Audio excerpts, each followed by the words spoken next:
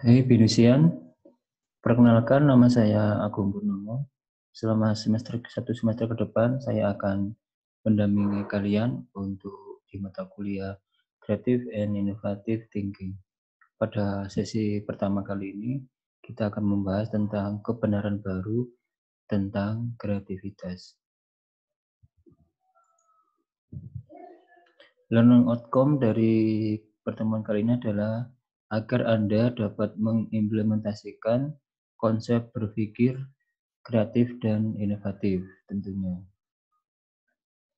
Oke, seperti kita ketahui bersama bahwa kreativitas dapat kita temukan bersama dalam tugas sehari-hari yang sederhana semenjak Anda mulai membuka mata hingga Anda terlelap hingga penemuan-penemuan ilmiah yang inovatif.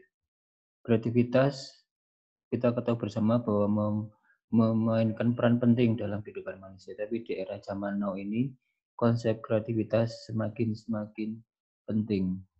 Orang-orang, bangsa, negara menyadari bahwa kreativitas memiliki implikasi di berbagai bidang, organisasi, orang, hingga suatu bangsa. Kreativitas pun mengalami perkembangan definisi atau pemahaman. Di tahun 50-an, Giselin berpendapat bahwa kreativitas sebagai proses perubahan, perkembangan, evolusi dalam organisasi kehidupan subjektif. Jadi tentang perubahan atau perkembangan.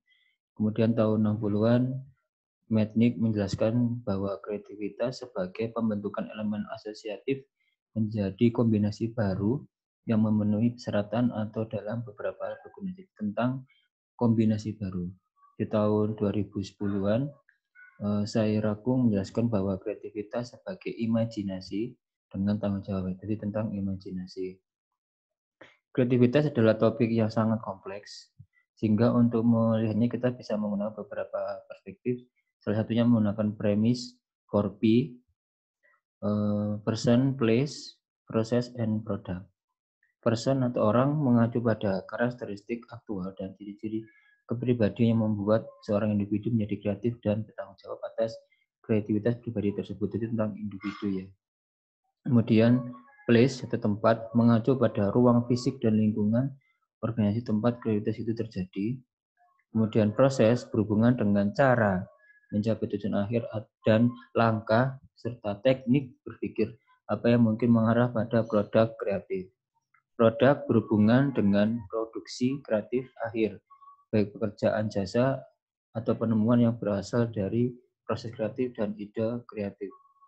Kemajuan dalam berbagai macam saintifik, ya psikologis, juga teknologi membuat terjadi namanya perfect storm ya, perubahan pandangan tentang cara kita melihat suatu kreativitas. Mitos yang berkembang bahwa yang pertama adalah mitos pertama, kreativitas adalah membutuhkan kejeniusan. Mitos kedua adalah Anda harus aneh untuk dapat berimajinasi dan menghasilkan kreativitas.